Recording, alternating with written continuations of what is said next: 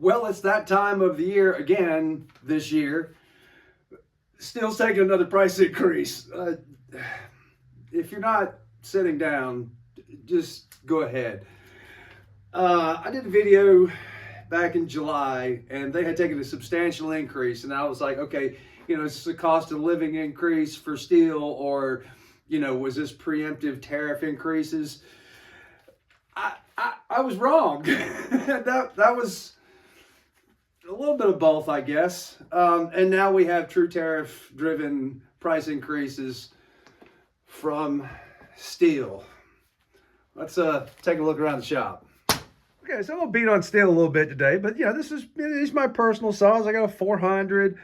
I got a nice Ugly Betty 046 that's all nice and mechanically sound, just ugly as the day is long, and got a face that only a mother could love. I got a nice classic 066 red light. It's got the little tuning aid right there. Hell of a saw. I run steel chain. There's, gotta open that up just a little bit. There's my 084 with a 59-inch bar.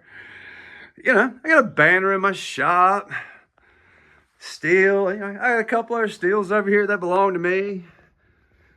Just some small stuff. I'm not really brand loyal specific. I got some Solos. I got some Huskies. I got some Dolmars. Got Makitas. But my goodness, what has Stihl done now? Let's get right to the meat and potatoes of it. So the nice thing about me doing these videos, bitching about price increases. So today's November 3rd. The price increase goes into effect today. If your dealer has a heart, maybe he will sell what's on the shelf at the old prices. But we'll just highlight this, an MS201TC, when I did my video in 22, was $7.99, and that was after an increase. That was some kind of supply chain issues, yada, yada, yada. Then in 2024, took a tiny increase, and that's more typical of what we'd see for an increase from Stihl. An annual little, let's take a little hit and move on. And then all of a sudden, Payow, we're at 909 back in July of this year. And now another $60, even though it was announced as a $50 through the rumor mill. We're now at $969 for a climbing saw from Stihl. So for that average, for 7 years, that's $25 a year. This last 4 year has been damn near double that. So, you think, okay, maybe they've split the tariff burden right here. But if you kind of add these two increases together, just FYI, the tariff is 15%. So that would have been a $121 increase, but actually we've got a $160 increase in the last quarter. So that's 20%. So they're tipping themselves on top of the tariff. MS462, here's how ugly it gets. In 2022, we're at 1,300, a little increase, Payow, and then today, a 70cc saw is going to run you $1,620 plus tax. So kids, just remember, if you're not good with math, state sales tax in my state is, 6%. So that's $60 on $1,000. So another $600 and change. You got like another $35. So you got $100 bill in tax on your 70cc saw. And you're like, oh man, I'll just get an Echo. Well, Echo's going up too, and Husky's gone up too. And obviously, when the big dog leads, everybody else follows. Let's pause that for a sec. Let's look on the bright side of things. Virginia Beach, Stihl's North American headquarters, is a ginormous facility. They have moved a lot of production here to the States. So if you're a landscaper, you're unaffected by a lot of this. Most of like the BR6, 7, 800s are made here in the States. Most all the stick equipment is made here. You know, when I say stick equipment, I mean like weed eaters, brush cutters, that kind of thing. So, you know, those should stay pretty stable. I didn't dig in really deep because I don't have a history on that. I'm a chainsaw guy, so I keep up with that because I have tree guys, commercial guys. If you're a homeowner, I know you don't give two hoots in hell about this. But as a commercial guy, you know, the chainsaws going up so dramatically in the last few years, it's a real spend. And moreover, the parts have come up a little bit as well. So not only are the whole goods rising, but the cost of parts are coming up in that same drastically elevated rate. For example, like for an MS 460, 461, that gas tank used to be like 130, 140-ish. I think MSRP on that now is over $200. I want to say like 209. So we're seeing huge increases in repair work as well. So, you know, it's nice, like all the battery stuff, they've moved their battery production here. So there's a lot of stuff that's happening that's good for the United States. You know, don't be so short-sighted. I hope you've made it this far in. I got a little ways to go, so just stick with me. This isn't just tariff-driven. You know, this is a large corporation that needs to make money, doesn't have shareholders.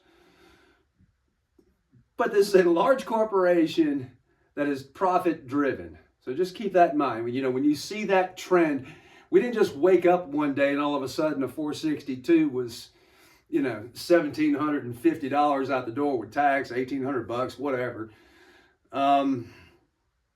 The chain, saw chain, has not moved here, and the professional bar production has not moved here. They do make bars here. They do have a bar plant, but I think the Rollomatic ES, the premium, you know, and the lightweight bar, those are still made over there, and we're seeing large increases on that. I got a couple of price references for it, and it's shockingly expensive. Here, we'll just dig into this. So my next page I've got here, so let's just take a 25-inch loop of 33 RS. So that's just your yellow Stihl chain. In 2022, that was about $26.99. So, you know, they were pretty close to that dollar an inch thing. And then they went to $32.99 earlier this year because Stihl took an increase on their saw chain. And today, we are looking at $36.99 for that same 25-inch loop. Oh, wait. No, that was July. Earlier this year, it was $36.99. The new price for a 25-inch loop of Stihl 33 RS, and this is off their website now, I'm not making this up, is $48.99. That is a 30% increase. So tariff be damned. If you got a climbing saw, 63 PS is climbing chain. That's pro, full chisel, full comp. Last week, that loop was $19.99 at my dealer. Stihl website says it is $28.99 for a 16-inch loop. That's almost $2 an inch, or a 45% increase in price for a 16-inch chain. 100-foot rolls MSRP is at $750, and the ES bars not long ago were $94, and after this are now $102. Oh, I'm sorry. They're where we at? Oh crap. The ES lights were about $150. I couldn't find a price on that, but a 25-inch Stihl light bar is $175. Oh, I remember what this was. So if you get go to the dealership, get you a 25-inch bar ES and a chain, you're $150. You want a light bar and a 25-inch chain, that's a $225 spend plus tax. Okay, let me take this down a notch. So that's the American U.S. take on this. If it makes you feel better living in the U.S., your pricing for a chainsaw is less than it is in Germany. In Deutschland, the MS201 TCM is €1,050. And then for like an MS661, that's €2,120. That's, for saw, bar, and chain. And so if that makes you feel any better, that the Germans are paying more for equipment. I've heard the Aussies, I forget that this is, this channel goes far and wide, even though it's relatively small, that, our European brethren and folks from down under chime in and say, if you think it's bad there, it's even worse here. And they're not kidding. I went on, and all this, I'm not just making any of this up. This is off of Stihl's website. This is, I had it, translated. Where are we at? Yeah. Oh gosh, let me get this out of the way. There it is.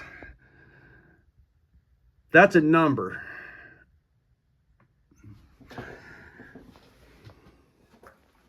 Okay, so what's a sensible person supposed to do? Well, I'll give you some advice from some of my tree guys. They've tried some of the off-brand chains. I think if you're a tree guy, you need to stick with professional equipment, and this is just going to be a cost of doing business. I hate that terminology of like, well, it is what it is. But you're going to have to start taking better care of your equipment. And but back to the chain thing. I've had a couple of guys that have tried some of the aftermarket Chinese chainsaw bars, and the sprocket tips have failed on them. So that's really not money well spent.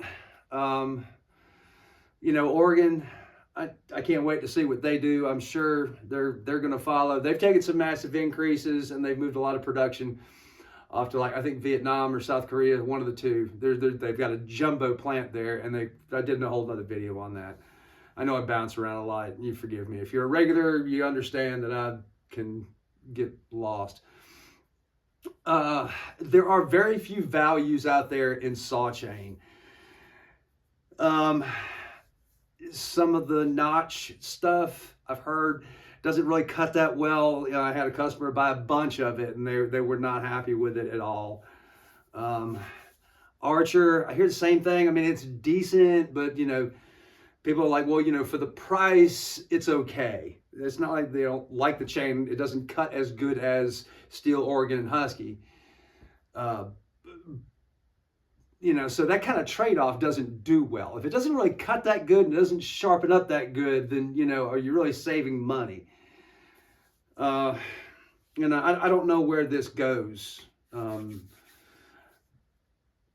don't see prices coming down anytime soon. I said, hey guys, there's a big price increase coming. If you're thinking about it, I tried to, advise my customers and just say, hey, if you're going to buy some equipment, you better do it. Well, we were planning on buying some stuff by the end of the year. And I'm like, well, you should step it up, because I've heard it's coming very soon. And sure enough, it's here today, November 3rd, 2025. I am going to rebuild this chainsaw and get somebody back up and going, because as you see, there's a repair ticket from another shop, and they said you need a new one. This got straight gassed. I know. This was during the storm, and so shamefully, I've had this for quite some time. I've had this for like 6 months, and I've had parts on it, but this is not like, a saw that puts food on the table. This was somebody that bought it to do some storm work. Somehow or another, straight gassed it. I may do a video on this as well. This should be a pretty straightforward repair. And get him back up and going for, a lot less than a new one. So it's good for the saw repair business. Nobody wants to see, a saw like this get straight gassed. It's unfortunate. Or, stuff getting run over. Again, these parts are getting outrageously expensive, so repair bills are going way up. That's all I got for today. Sorry, this might be a little long-winded. Hope you got something out of it. And, check with your local dealer and see if they're holding prices on inventory that's already on hand in store. I know my dealer stocked up beforehand because they were given some notice to say that this price increase was coming. Good luck.